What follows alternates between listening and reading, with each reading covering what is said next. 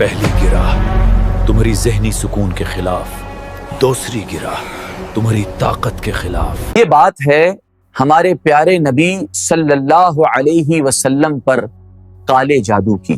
क्या माजरा है? अल्लाह के रसूल की तबीयत ऐसी बेचैन क्यों है? ये कोई आम बीमारी नहीं लगती। ये बात है उस वजन की जो जिस्म पर महसूस होता था। दिल परेशान है, जिस्म पर एक भारी बोझ महसूस होता है। अल्लाह के नबी ने शदीद दुआ फरमाई है, या अल्लाह रहम फरमा, जरूर कोई पैगाम आएगा। ये बात है इस इलाज की जो आसमान से नाजिल हुआ। अल्लाह ने अपने रसूल को अकेला नहीं छोड़ा, जिब्रील जादू का तोड़ लेकर आए हैं। अल्हम्दुलिल्लाह। ये बात है इस शैतानी अमल के टूटने की। यही है, मिल गया, बिल्कुल वैसा ही कंघा, बाल और 11 गांठों वाला धागा। ये बात है सूरतुल फलक की। कुल अऊज़ु बिरब्बिल फलक। मगर सवाल ये है, क्यों अल्लाह ने इस पोशीदा हमले को होने दिया? इसके पीछे की पूरी कहानी क्या है? गौर करें, 1400 साल पहले नाजिल होने वाली ये आयात आज भी हमारी और आपकी जिंदगी का सबसे अहम हिस्सा है। क्यों? जानेंगे इस वीडियो में। बिस्मिल्लाहिर्रहमानिर्रहीम। कुल अऊज़ु बिरब्बिल फलक मिन शर्रि मा खलक व मिन शर्रि गासिकिन इज़ा वक़ब व मिन शर्रि नफ़्फ़ाथाति फिल उक़द व मिन शर्रि हासिदिन इज़ा हसद। ये बात है उस वक्त जब हमारे नबी पर एक यहूदी ने जादू कर दिया था। ये वो वाक़ियन है जब एक यहूदी जिसका नाम लुबैद बिन आसिम था, उसने आस्तीन के सांप की तरह धोखा दिया। मोहम्मद का दीद बढ़ता ही जा रहा है।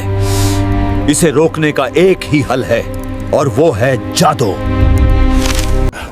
पहली गिराह तुम्हारी जहनी सुकून के खिलाफ, दूसरी गिराह तुम्हारी ताकत के खिलाफ। जब तकलीफ बढ़ गई, अल्लाह ने जिब्रील को भेजा। जिब्रील ने बताया उन पे जादू किया गया है और वो चीज पुरानी कुएं में छिपा दी गई है। यही है, मिल गया, बिल्कुल वैसा ही कंघा, बाल और 11 गांठों वाला धागा। आइए हम इस सूरत को समझते हैं बिल्कुल आसान अंदाज में। पहली आयत गौर करें। कुल अऊज़ु बिरब्बिल फलक। कहो कि मैं सुबह के मालिक की पनाह मांगता हूँ। गौर करें, सुबह के मालिक से पनाह क्यों मांगी? क्योंकि सुबह का असली मतलब है एक चीजों को फाड़ कर निकालना। अल्लाह कह रहे हैं, मैं वो रब हूं जो गहरी से गहरी रात से भी तुम्हारी सुबह को निकाल लाता हूं।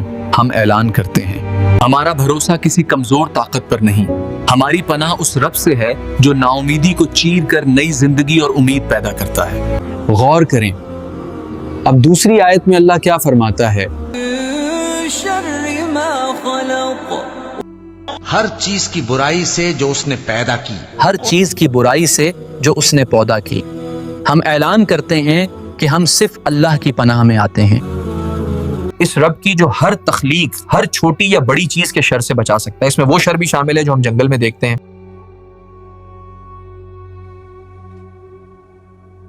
और वो शर भी जो जमीन से निकलता है। गौर करें, अब अगली आयत में अल्लाह क्या फरमाते हैं? व मिन शर्रि गासिकिन इज़ा वक़ब। अंधेरी रात की बुराई से जब उसका अंधेरा छा जाए। अंधेरी रात की बुराई से जब उसका अंधेरा छा जाए। रात का वक्त सबसे खतरनाक क्यों है? अंधेरा मुकम्मल तौर पर छा जाता है सब। तो ये शयातीन के लिए खुला मैदान है। ये आयत हमें रात की बुराई, वक्त की बुराई और गफलत की बुराई से पनाह मांगना सिखाती है। अब चौथी आयत में अल्लाह इस जादू के बारे में कहते हैं, व मिन शर्रि नफ़्फ़ाथाति फिल उक़द। और गंडों पर पढ़ पढ़ कर फूंकने वालियों की बुराई से। ये आयत जादू की हकीकत और उसके असर से पनाह मांगती है। गैरों पर फूंकने वालियां वो हैं जो छुप कर शयातीन की मदद से काम करते हैं। یہ شر جو کہ پوشیدہ ہوتا ہے اسے ہم اپنی معمولی عقل یا عام انسانی تدبیروں سے نہیں روک سکتے۔ اللہ کا کلام اور اللہ پر ہمارا پکا بھروسہ۔ دنیا کی ہر جادوئی طاقت کے آگے ایک ایسی مضبوط چٹان ہے جو ٹوٹ نہیں سکتی اور ہمیشہ غالب رہتی ہے۔ اگلی آیت۔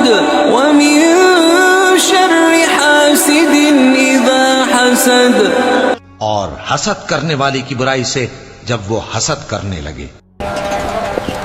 یہ دیکھو اس کی کامیابی، وہ اتنا مال کیسے بیچ رہا ہے؟ ایسے تو ہمارا سارا رزق اس کے پاس چلا جائے گا۔ آخری وہ شر ہے جو انسان کے اندر پیدا ہوتا ہے۔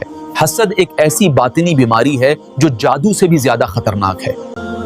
اللہ ہمیں اس کی ذاتی برائی اور اس کی نظر کے شر سے بھی پناہ مانگنا سکھا رہا ہے۔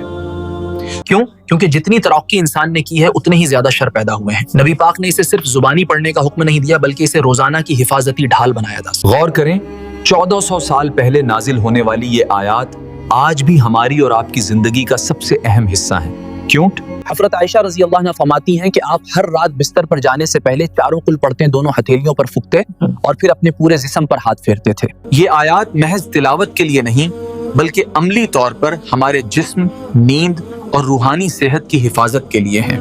یہ دونوں سورہ ہر قسم کے شر سے پناہ کے لیے حتمی اور بہترین ذریعہ ہیں، چاہے وہ شر کوئی حادثہ ہو، کوئی جیلسی کی نظر، ان سے بہتر پناہ کا کوئی اور ذریعہ موجود نہیں۔ اور ہمیں بتائیں کہ کیا آپ یہ سورہ آج سے سنت کے طریقے سے پڑھنا شروع کریں گے؟ اللہ آپ کو ہر شر سے محفوظ رکھے، آمین۔ اگر آپ کو ہماری قرآن کو آسان الفاظ میں بیان کرنے کی یہ کوشش پسند آئی ہے تو ہمارے چینل کو ضرور سبسکرائب کریں۔ ملتے ہیں اگلی ویڈیو میں انشاءاللہ۔ اللہ حافظ۔